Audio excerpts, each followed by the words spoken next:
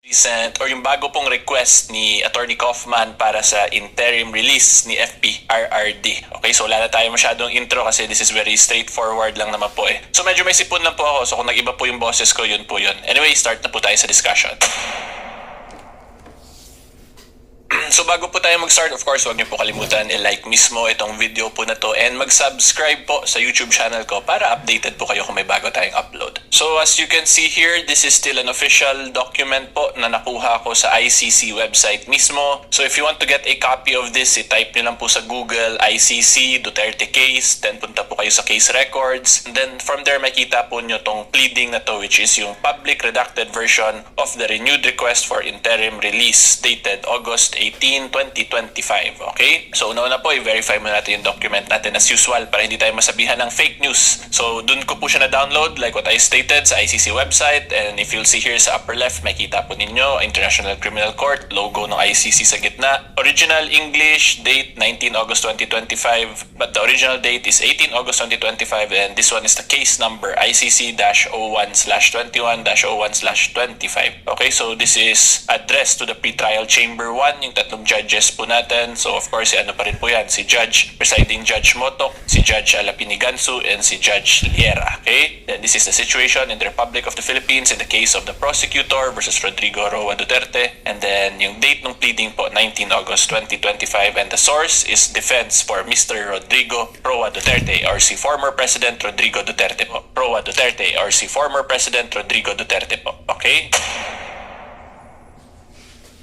And as usual, of course, there is a brief introduction po yan palagi sa pleading like what we have already discussed. And I have shown po sa inyo on the other past pleadings po na final ni Attorney Kaufman. So yung pinakauna po kasi nito, of course, si Attorney Kaufman, di ba nag-file po siya ng request for interim release. And then dun po sa request niya, yung pinakauna po niyang request, sinabi niya doon na hindi daw mag-object na yung prosecution kasi nagkaroon daw sila ng communications between him and the prosecution. However, ang nangyari po after a couple of days ba yun, or I think at least a week or so, nag-object bigla yung prosecution from the initial request for interim release. So doon nagka-issue kasi yung una nga, sabi ni Attorney Kaufman doon sa una niyang request, hindi daw mag-object yung prosecution pero nag-object pa rin. And then after po nun, doon sa objection ng prosecution for the interim release, nag-file eventually si Attorney Kaufman yung deferral nung pag-adjudicate or paglabas ng decision as to dun sa initial request niya for interim release. Yun po yung last video natin regarding this. So kung gusto nyo po mapanood yun, ilalagay ko na lang po yun sa description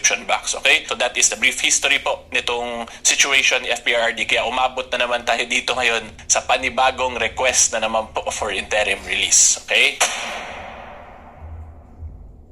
So, dito po, submission. So, letter A, it states here, the conditions under Article 58.1b are not met. So, ito pong Article 58.1b, this is the article sa Rome Statute po mismo na nagsasabi or nagbibigay ng mga reasons doon kung bakit hindi dapat mag-grant yung interim release against a accused po sa ICC case. So, ipakita ko na lang po sa inyo yung Rome Statute para mas maintindihan nyo po talaga. So, yan, ito po yan, Article 58, number 1, paragraph B. The arrest of the person appears necessary to ensure the person's appearance at trial, to ensure that the person does not obstruct or endanger the investigation or the court proceedings, where applicable, to prevent the person from continuing with the commission of that crime. Okay? So itong unang-una, dapat kasi sigurado na mag-appear talaga ang isang akusado sa criminal trial niya. And then pangalawa dyan, hindi siya makikialam or hindi po siya makikialam or haharangan niya or guguluhin basically po yung investigation or court proceedings dun sa ICC case niya. And itong number 3 naman, dapat hindi rin magpatuloy yung pag-commit po ng isang accused sa ICC case, yung pagpatuloy po niya makommit yung mga crimes na inallege na ginawa po ng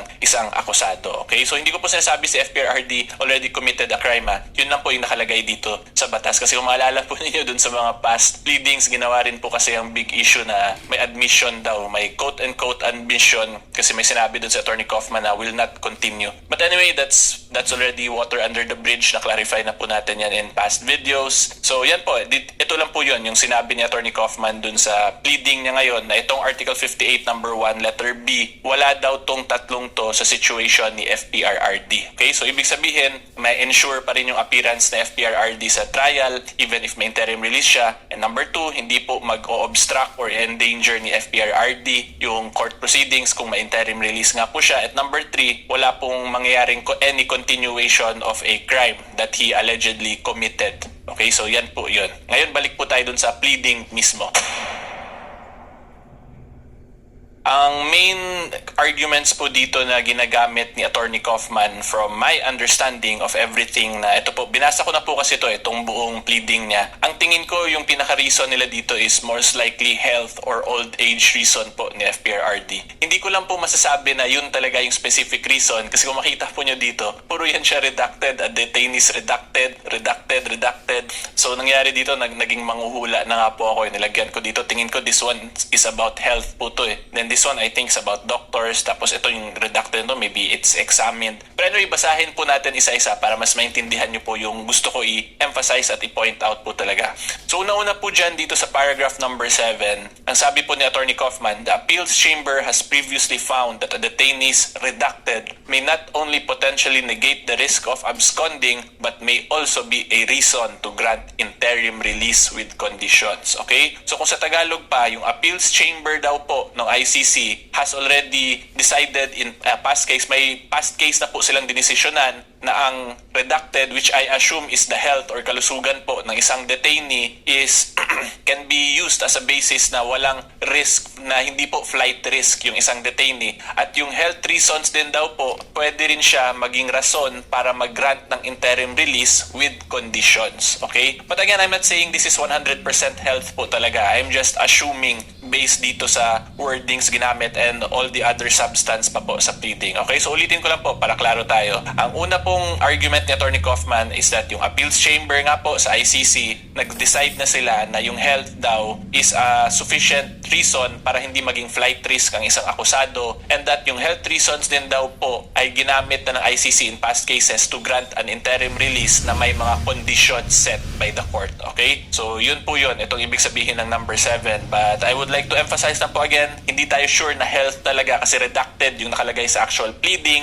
But from my own point of view, from my understanding of the substance of this pleading, ang tingin ko po health talaga to siya. Either health or old age po ni Fprrd as the accused in this case. Okay? Kasi kung makikita po nyo dyan, next sa number 8, nakalagay dyan ngayon, the 3 redacted, who redacted, Mr. Duterte to date, all agree that blank, that redacted, the specific characteristics of Mr. Duterte's redacted, identified by these redacted, suggest that none of the risks envisaged in Article 58(1)(b) of the Rome Statute can be actualized. So ang sabi po nito in Tagalog, itong paragraph 8, based daw dito sa ginawa nitong tatlong to na redacted, na ang tingin ko ay doctors, na ang ginawa po ng mga to ay in-examine si Fprrd.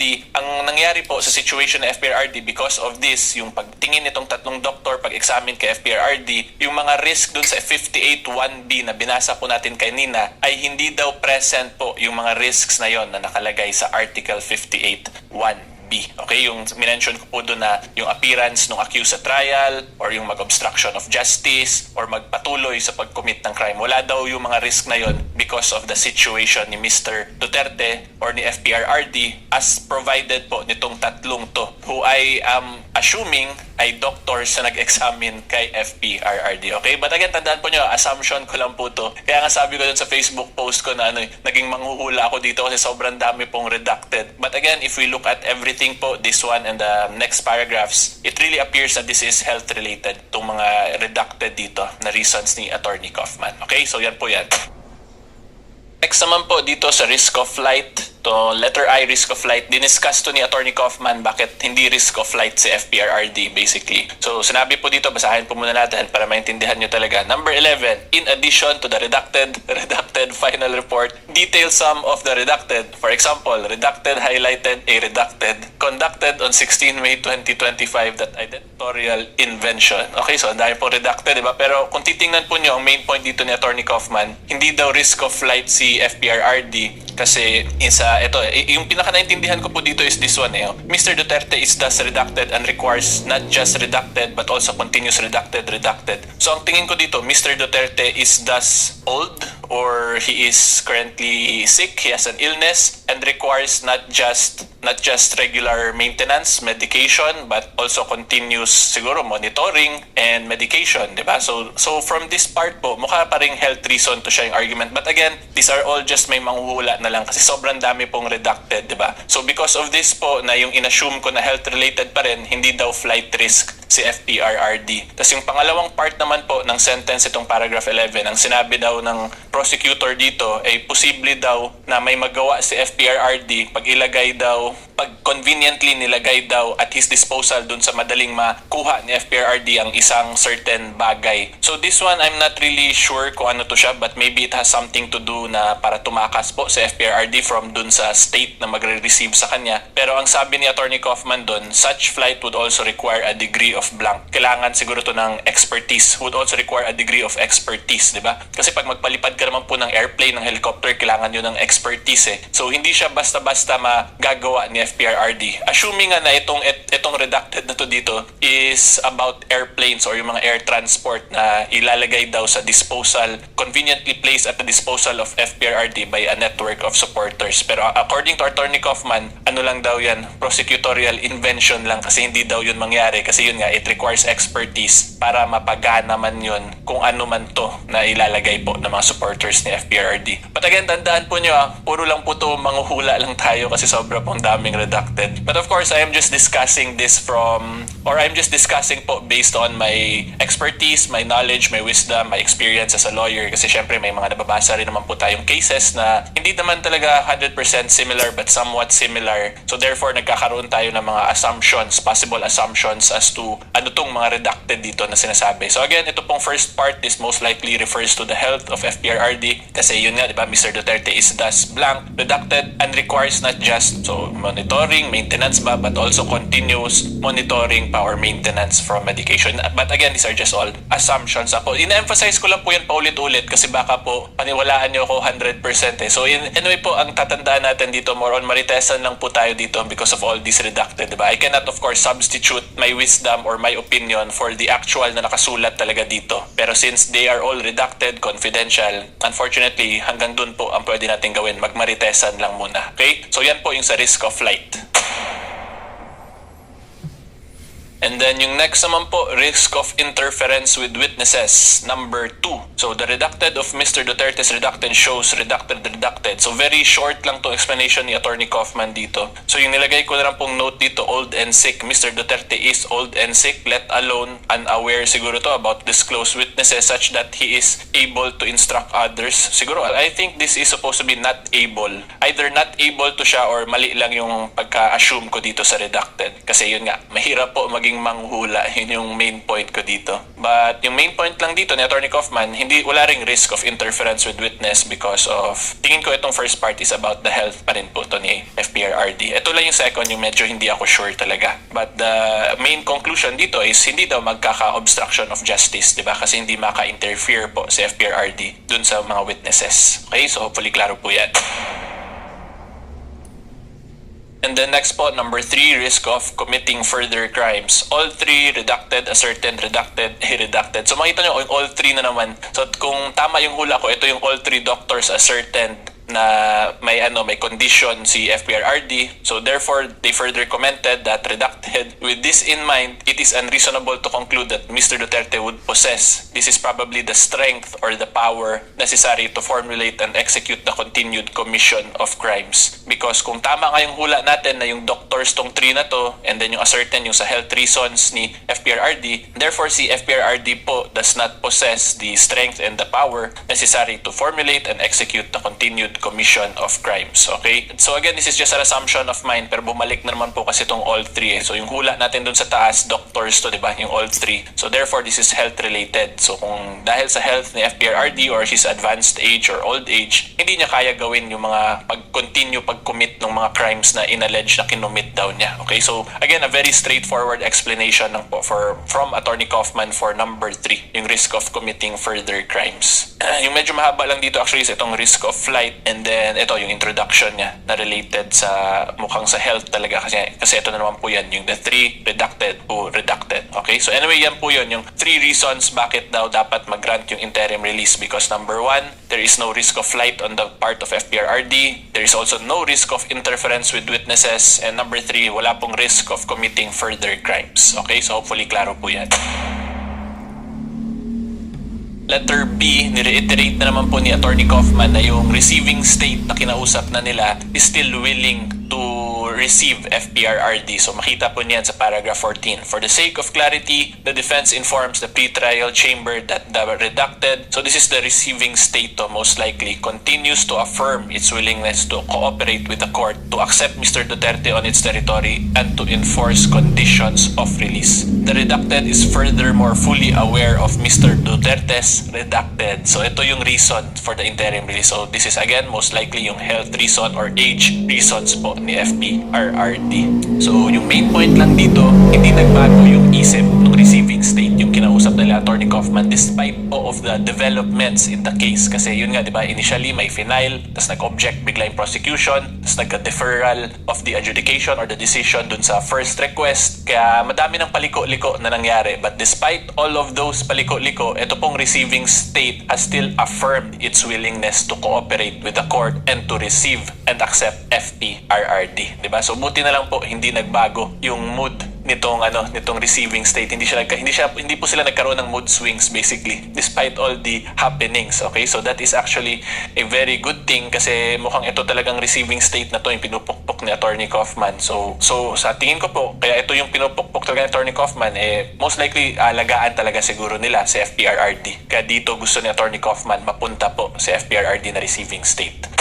And then ito rin po yung number 16, paragraph 16, sinabi rin ni Attorney Kaufman na yung mga arguments daw dito ng prosecution na para hindi po igawing receiving state yung gusto ni Attorney Kaufman kay Fprrd ay can easily be addressed daw yung mga objections dun ng prosecution. Okay? So unang-una kasi yung issue na nire-raise ng prosecution is yung presence daw ni Fprrd at the confirmation proceedings, which is yan yung sa September. Pero ang sabi naman ni Attorney Kaufman, yung presence naman daw sa September confirmation proceedings, it may be waived, diba? Tapos kung hindi niya i-waive, possible pa rin naman daw po, it can equally be ensured by way of video conference. So ito po yung mga Zoom meetings. So basically yung sa yung sa initial hearing na Fprrd, diba, he was only via video conference doon. Then si Attorney Medialdea lang yung nandun sa ICC mismo. So yung mga grounds po or reasons ng prosecution sa pag-object ay madali daw ma-solve yun. Kasi unang-una nga po, pwede daw naman i-waive yung presence ni Fprrd or pwede naman mag-video conference sa confirmation hearings. Okay? And then yung next naman pong ground for objection ng prosecution is kailangan daw ng ad hoc cooperation agreement as suggested by the prosecution.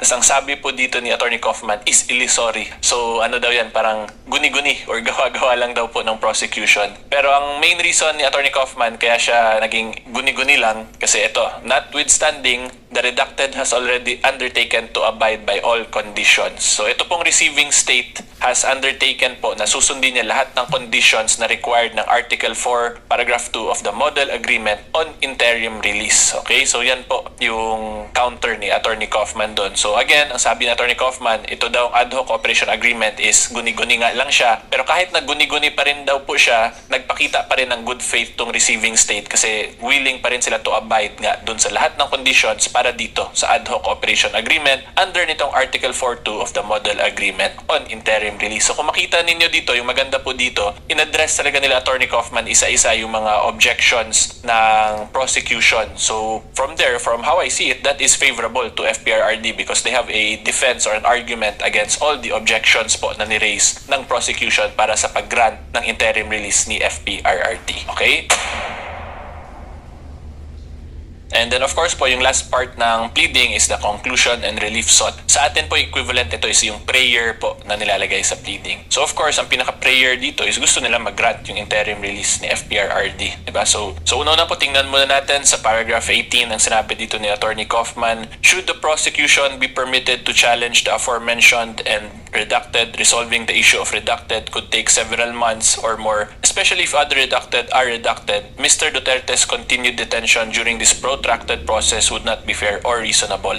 So ito po pala itong paragraph 18 kasi based po dito sa inexplain ni Attorney Kaufman, ang assessment ko po dito ay may ginagawa po yung prosecution para mapa-delay yung proceedings tungkol sa pag-grant ng interim release. Siguro may mga clarificatory questions sila sa court or sa witnesses nila. So doon nahihirapan sila Attorney Kaufman. So ang pinaka-point po dito ni Attorney Kaufman is that hindi na daw kailangan antayin pa na ma-solve yung issue na yon na nire-raise ng prosecution kasi that issue daw po, ito yan, could take several months. So kung matagal pa yun siya, yung issue na yon, hindi naman talaga yun related sa interim release pero parang nako-commingle na sila. And because of that po, ang continued detention daw ni Fprrd is not fair or reasonable dun sa side ni Fprrd. Okay, so ulitin ko lang po. Ang tingin ko po dito, itong number 18, nagkakaroon ng mga delaying tactics more or less po sa side ng prosecution para mag-grant yung interim release. So ang counter-argument ni Attorney Kaufman, dapat daw hindi na antayin na isolve mo na yon yung mga ginagawa ng prosecution kasi it would be unreasonable and not fair to Fprrd kung isasabay sila. Kasi yung isang issue daw, it could take several months pa nga, diba? Pwede na madesisyonan yung interim release kasi the granting of an interim release is a totally different issue naman po. Okay, so yan po yung clarify din dito ni Attorney Kaufman. And then of course, sa paragraph 19, ito na yung pinaka-main prayer talaga nila. So as such, the defense renews and reiterates its request that the pretrial chamber order Mr. Duterte's immediate release into redacted. So saan po kaya to, ano? So ito po pala, I'm very curious din. Baka meron po kayong balita dyan, taong bayan, kung ano tong receiving state na to. So share po kayo dyan sa comment section. Maritesan lang naman po to, diba? Kasi sa sobrang daming redacted, naging manghuhula po ako eh. So wag po kayo mahiya, manghula din kung ano tong receiving state. Okay, so anyway, ang last po, subject to any conditions deemed appropriate. Okay, so yan po yung pinaka-prayer na dapat lumabas na yung court order ng ICC para sa immediate release daw po ni Fprrd dun sa receiving state. Okay, so that is all for this pleading po. Hopefully may naintindihan kayo despite all the redacted and all the manghuhula ko na ginawa. But I tried to make it as simple as possible. Again, just based on my stock knowledge as a lawyer. Pero yung mga ito pong hula ko, I would just like to reiterate again, hindi po tayo sure talaga dyan. Pero mukhang yun naman po eh. Pero maritesan lang naman po to, so okay na lang yun. Okay, so hanggang dyan lang po muna yung video natin. If you like more legal educational videos po, may sasuggest po yan sa YouTube algorithm dito. And until next time, see you all po. Bye-bye!